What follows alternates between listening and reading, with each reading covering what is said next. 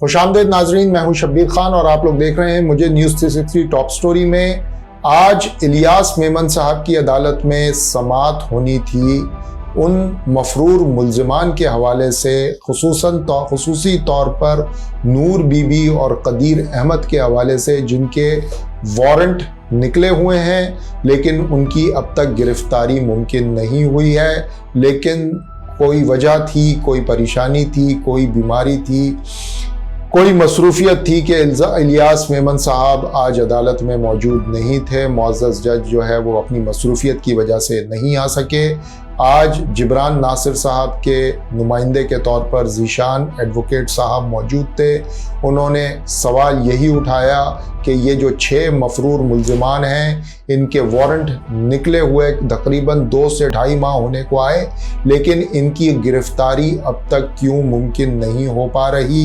इनको ज़मीन निकल गया है या आसमान खा गया है, या ये कि पुलिस चाहे पंजाब की हो चाहे सिंध की हो, उसकी संजीदगी भी है कि इन लोगों को उन्होंने गिरफ्तार करना है या नहीं करना है। ये था सवाल। लेकिन जाहिर है कि जब जज साहब मौजूद नहीं थे तो इस सिलसिले में मज़ीद पेशरफ्त नहीं हो सकी। तारीख दे दी गई है 29 अक्टूबर की। 29 अक्टूबर को दोबारा से इस मामले पर समाअत होगी। आज है 15 अक्टूबर, यानी कि 14 दिन हैं। 14 दिन अब भी मौजूद हैं सिंध पुलिस और खुसूसन पंजाब पुलिस के पास कि वो गिरफ्तार करे इन 6 मफरूर मुल्ज़िमान को, खुसूसी तौर पर नूर बीबी को और कदीर अहमद को, जो कि मास्टरमाइंड्स थे इस मामले के कि बच्ची को जब लाहौर और पंजाब के दीगर ठिकानों पर ले जाया गया तो ये वो लोग थे जो कि उसके लिए सारे इंतज़ामात करते थे। खुसूसन कदीर अहमद तो घर में बाज़ाब्ता उसके लिए बंदोबस्त करता था ठिकानों का कि भाई कहाँ क्या ठिकाना होगा, कहाँ लड़की रहेगी और ज़हीर अहमद को कहाँ छुपाया जाएगा। तो ये लोग हैं जिन्हें गिरफ्तारी जिनकी ज़रूरी है। आखिरी इत्तलात गुज़श्ता हफ्ते तक जो हमारे पास मौजूद थी, ताज़ा तरीन इत्तलात हमारे पास मौजूद नहीं है कि नूर बीबी तो लाहौर में ही थी। वो अपने एक रिलेटिव के यहाँ मुगलपुरा में रह रही थी। वहाँ से पुलिस ने उन्हें गिरफ़्तार करना था, लेकिन पंजाब पुलिस के ख़ास तौर से मुगलपुरा के इलाके के थाने के कुछ एहलकारों ने रेड से कबल ही उन्हें इत्तला दे दी और उसके बाद से वो गायब हैं। किधर हैं हमें भी नहीं पता, लाहौर पुलिस को तो बिल्कुल नहीं पता। लाहौर पुलिस को तो वो सामने नज़र आते हुए भी नज़र नहीं आती थी। ये था सारा कज़िया। कदीर अहमद किधर है? कदीर अहमद के बारे में कोई इत्तला नहीं है। आखिरी इत्तला जो वो भी 2 हफ्ते पुरानी थी कि जी वो जनूबी पंजाब के इलाके बावल नगर में है। बावल नगर में ही है अभी तक, ये हमें नहीं पता। बावल नगर से आगे कहीं आगे पीछे हो गया है, ये भी हमें नहीं पता। और पंजाब पुलिस को तो यकीनन नहीं पता होगा, उनको पता होते हुए भी नहीं पता होता अक्सर। तो ये सारी सूरत हाल है। ऐसे में वारंट मौजूद है, वारंट पर वारंट मौजूद है, लेकिन गिरफ्तारी नदारत। जो गिरफ्तार लोग हैं उसमें जाहिर है मरकज़ी मुल्ज़िम ज़हीर अहमद और शब्बीर अहमद हैं। फिर वो निकाह ख्वाह और गवाह है जिनका बेचारों का कोई वाली वारिस नहीं है। गिरफ्तार तो हैं लेकिन ज़मानत पर हैं, लेकिन अपने शहर घर भी नहीं जा सकते क्योंकि केस में मतलूब हैं, उनकी पेशियाँ होती हैं। ज़िंदगी उन दोनों की कम अज़ कम वो तो प्राइवेटली ये बताते हैं कि हमारी तो ज़िंदगी बिल्कुल ही तबाह हो गई है।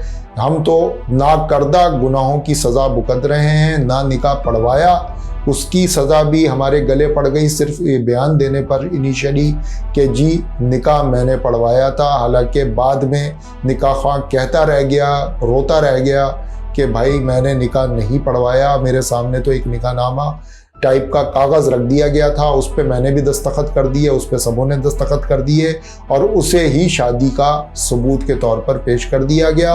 गवाह कहता है मैंने कोई गवाही दी नहीं थी, मैंने तो सिर्फ पैसे के एवज़ एक बयान दे दिया था कि मैं ही गवाह हूँ इस निकाह का, वो मेरे गले पड़ गई है।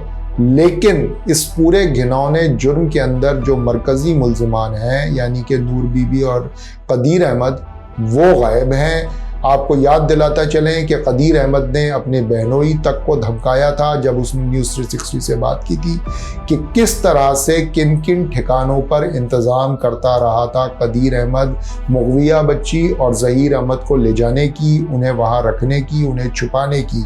बाज़ाब्ता हाइड आउट्स ढूंढने का काम दिया गया था। बाज़ाब्ता कदीर अहमद के पास काम था गैंग की तरफ से कि वो ट्रांसपोर्टेशन यानी कि गाड़ियां मुहैया करे इन लोगों को एक जगह से दूसरी जगह तक पहुंचने के लिए, या ये कहें कि एक जगह से दूसरी जगह तक फरार के लिए गाड़ियां मुहैया करना उसका काम। ये जो करोला कराची से लाहौर मुगविया बच्ची को लेके गई वो अरेंजमेंट भी कदीर अहमद की थी। फिर वहाँ पहुँचने के बाद उसको पंजाब यूनिवर्सिटी के कंपाउंड में जिस सरकारी घर में जिसे ज़हीर अहमद अपना घर कहता है यानी कि उसकी वालदा का घर है, वहाँ रखने की जिम्मेदारी नूर बीबी की। उन्होंने जिस तरह से रखा उस बारे में यकीनन प्राइवेटली मुगविया बच्ची ने बहुत सी बातें शेल्टर होम इंतज़ामिया को भी, पुलिस को भी और अपने वालिदैन को भी बताई हैं। वो वाला मामला। फिर तीसरा मामला कि लड़की को दूसरे शहर ले जाया गया, उसकी ट्रांसपोर्टेशन ओकाड़ा दीपालपुर में, वहाँ पर ठिकाना अरेंज करना, वो भी कदीर अहमद। फिर इसके बाद मानसेरा में उस वकील के ज़रिए जिसके ऊपर मुकदमा कायम है अभी भी मानसेरा की अदालत में, वो अरेंजमेंट भी कदीर अहमद। फिर वहाँ से भावन नगर लड़की को ले जाना, उसकी ट्रांसपोर्टेशन, कई अरेंजमेंट कदीर अहमद ने वहाँ ठिकाना ढूंढा, उसकी जिम्मेदारी भी कदीर अहमद। अब आप सोचें कि एक आदमी जो कि इतना मैसिव नेटवर्क चलाता है वो मरकज़ी मुल्ज़िम बन गया है इस केस का, लेकिन उसको पंजाब पुलिस ढूंढने में नाकाम है।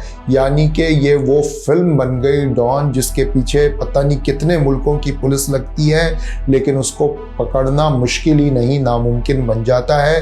कुछ ऐसा ही कैरेक्टर बना दिया है नूर बीबी और कदीर अहमद को पंजाब पुलिस ने। और इस सिलसिले में एक बात और अहम है, वो ये कि सिंध पुलिस की पुरस्रार खामोशी। जी हाँ, सिंध पुलिस का कोई असरार नहीं है। कम से कम मीडिया के रिकॉर्ड के मुताबिक सिंध पुलिस ने कितनी कम्युनिकेशंस की हैं पंजाब पुलिस से कि जी उनको गिरफ्तारी यकीनी बनाई जाए। कितनी मरतबा टिप्स दी हैं सिंध पुलिस ने पंजाब पुलिस को कि नूर बीबी इधर है, फौरी तौर पर रेड मार करके उन्हें गिरफ्तार किया जाए, या कदीर अहमद इधर मौजूद है उसे रेड मार कर गिरफ्तार किया जाए। ऐसी चीज़ें आज तक रिकॉर्ड पर मीडिया के नहीं आई हैं, ना ही अदालत को अपडेट कर पाए हैं सईद रिंद इस हवाले से कि जी हमने इस जगह पर रेड करवाई, पंजाब पुलिस को टिप्स दी, उन्होंने रेड की, लेकिन मुल्जिमान वहाँ से फरार होने में कामयाब हो गए। ऐसी चीज़ें भी कोई भी रिकॉर्ड पर हमारे पास मौजूद नहीं है। तो ये कि अब 29 तारीख को जब अदालत लगेगी उस वक्त से अब तक के लिए 14 दिन है। 14 दिन में ये काम कर सकती है सिंध पुलिस भी, पंजाब पुलिस भी, कि तमाम 6 के 6 मुल्जिमान ना पकड़े लेकिन 2 को तो पकड़ ले, नूर बीबी और कदीर अहमद को पकड़ ले। अगर ऐसा करने में कामयाब हो जाती है तो बड़ी कामयाबी होगी, लेकिन हमारा शक ये है कि जो काम 2.5 महीने में नहीं हुआ वो 14 दिनों में कैसे हो जाएगा, क्योंकि नीयत ही नहीं है किसी को पकड़ने की। आज के लिए इतना ही, मुझे इजाज़त दीजिए। खुदा हाफिज़।